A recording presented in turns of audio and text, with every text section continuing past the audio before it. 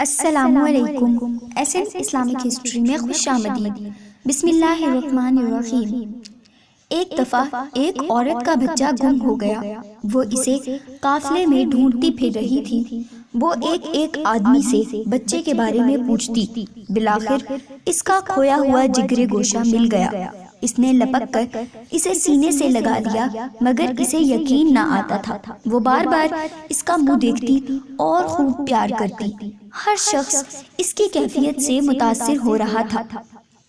اس وقت آپ صلی اللہ علیہ وسلم صحابہ کرام رضی اللہ عنہم سے مخاطب ہوئے اور فرمایا، کیا خیال ہے تمہارا؟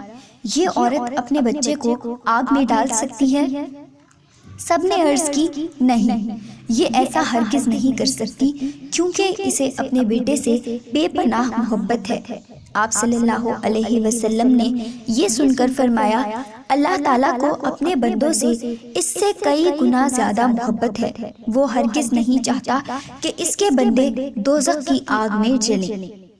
طویل سے طویل تقریر بھی محبت الہی کے بارے میں وہ اثر پیدا نہیں کر سکتی جو آپ صلی اللہ علیہ وسلم کے اس فکرے نے اس نفسیاتی ماحول میں پیدا کیا۔